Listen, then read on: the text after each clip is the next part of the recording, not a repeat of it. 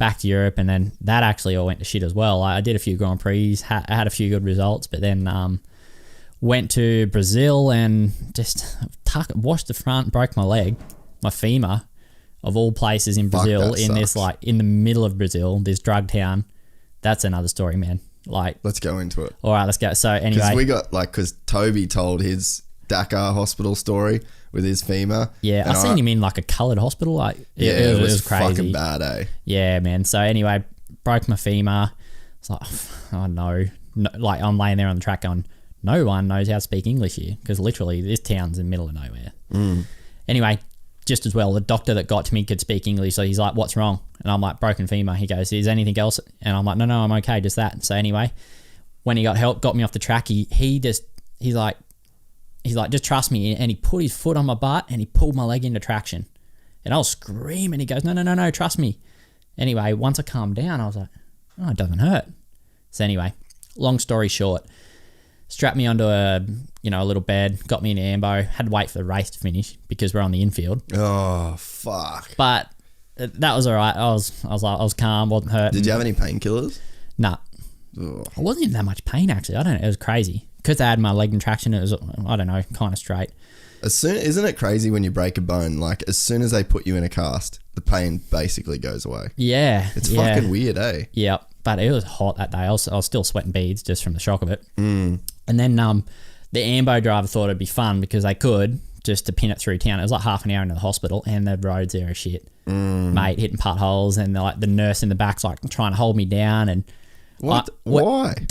I don't know, because we're like, dude, don't rush, I'm not hurting. And these ambo, I don't know, just crazy Mexicans, man. Yeah.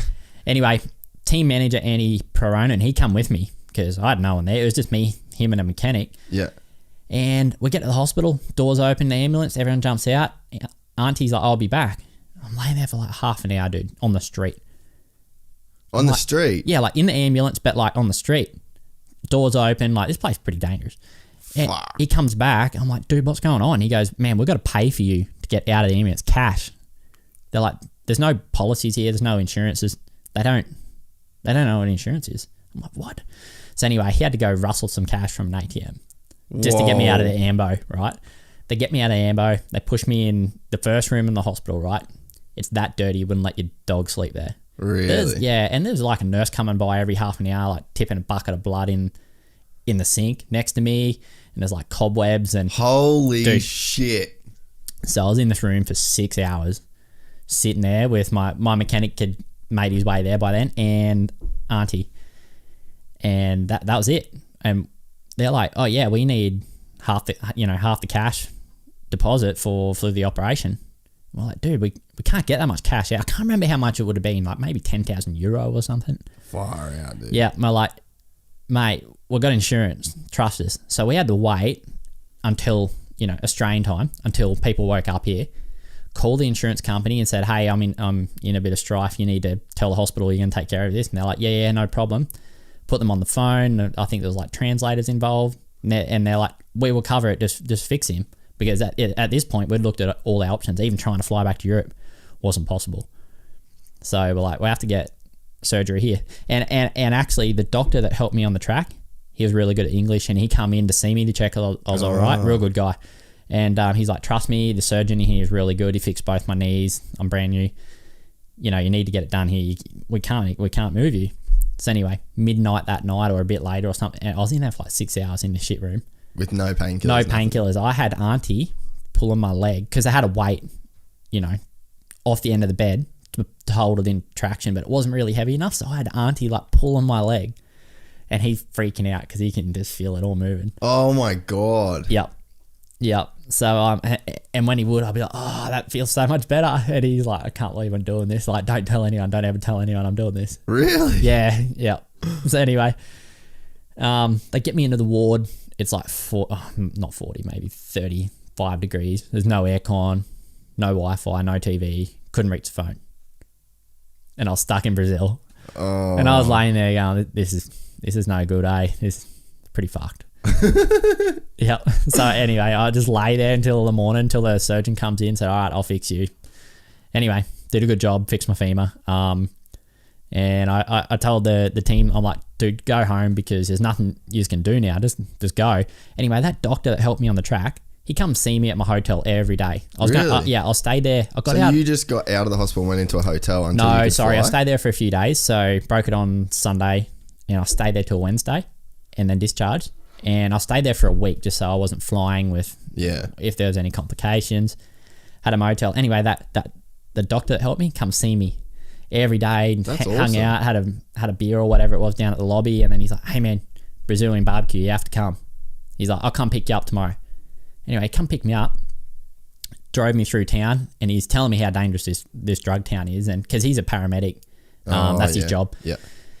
He pulls up at a butcher, right, and he just parks like pretty much on the footpath, and he leaves me with his revolver loaded, Fuck. and says, "If anyone comes, just shoot them."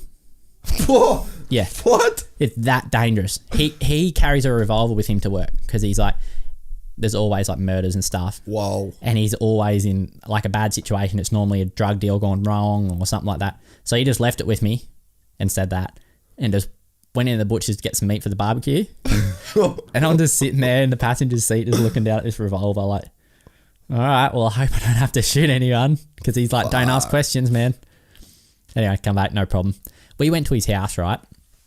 And he probably got a pretty good job for a guy in a town like this, but it just seemed like he lived in the ghetto, but that's just how it is there. Yeah, right. Anyway, he padlocks this gate for his garage, and he's got razor wire around his whole house, electric fence, everything. Yeah. But, yeah, it's full on, eh? It's full on, man. Anyway, long story short, he invited his family and his neighbours over, and we had this wicked Brazilian barbecue. Like, it was unreal. Meats were cool. Yeah. And Did they make you have like chicken hearts and stuff? nah, nothing crazy like that. Just the way they cook it, like slow cook it, and just the flavours were cool. And yeah, like the neighbours come over, and the neighbours had a couple of young chicks that were a bit younger than me, but they were really beautiful Brazilian girls. So we were hanging out, and I thought, this is pretty cool. There's an upside to being here. And he's like, "Hey man, you're not going back to that motel. You stay with us." Yep. And he had a maid and everything. So he's like, yeah, just stay here. And next day he went and got my stuff from the motel for me and just hung out there for a week. That's pretty sick, eh? Yeah, had this maid like making me coffee, and the neighbours were like, come pick me up, drive me around town, show me the sights. So That's like sick. it turned into like this little holiday. That's cool. Yep. So real bad story that turned good, and I'm still mates with that, I was gonna say, like, do you Facebook still... friends with all of them. Yeah. We hang out. Oh, don't hang out, but we chat every now and again. So If you're ever gonna do the GPs again, it'd be pretty cool to like catch up with them. oh man, I'd love to catch up with him, but I never want to go back to that town. Hopefully the Grand Prix doesn't. What was the track any good? Yeah, track was all right.